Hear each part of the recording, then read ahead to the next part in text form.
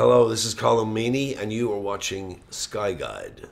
As we build the railroad, it's like this town that we call Hell on Wheels. It's hell, and it's on wheels because it's got to move along with the railroad. There's a saloon, there's a whorehouse, there's a bathhouse, there's all made of canvas. And it's all packed up and moved along each time we move, and it's a rough town. It's a frontier town, and I mean, we can't imagine what it must have been like actually doing this in the old days. It's staggering, the discomfort and pain they must have gone through, and the survival rate was very, very low. You know, not many people lasted very long out there.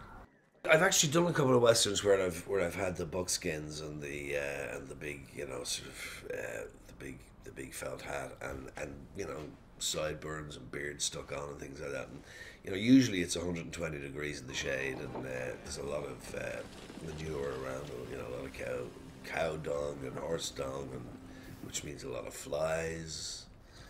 You know, I mean, the glamorous idea, the wonderful romantic idea of doing a western is very quickly knocked out of you. We, at least, you know, after a few hours can go to our trailers and lie down and, you know, turn the air conditioning on. But, you know, you can imagine how uncomfortable it must have been. And shooting, I mean, things that came up in the research we did on this show, for example, about wagon trains. Frequently, wagon trains, they're not going on a road, you know, they're going on just over open country. And these were unsprung wagons. They were just steel axles with no springs, and they would bounce and bounce. And we tried to shoot a scene in one, and we couldn't because the sound was just awful. It was just bouncing around so much, you know.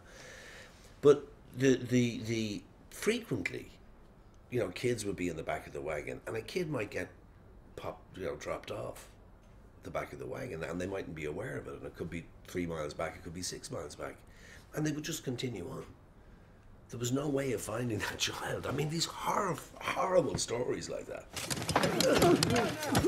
The storyline is ideal suited to a series. I mean, quite a long-running series. You know, it took them a few years to build this railroad, so we could be at it for a few years. Yeah, and it would be, and you know, like we're just going into our second season now, so it's still early days yet. But it's perfectly poised to be like. I mean, we have to get across the prairies. We have to get into the Rockies. The mountains and the different conditions and the different problems we face there. And then there's the whole thing of connecting up with the guys who are building from the east or from the west rather. You know, the Union. We're the Union Pacific. They're the Southern Pacific, and they're building to meet us.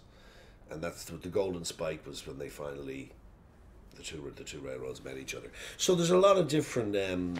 Areas there to cover, and certainly there's a few more years of episodes to be done there. And you know, if it all goes well and everybody's getting on, why not? It's a great show.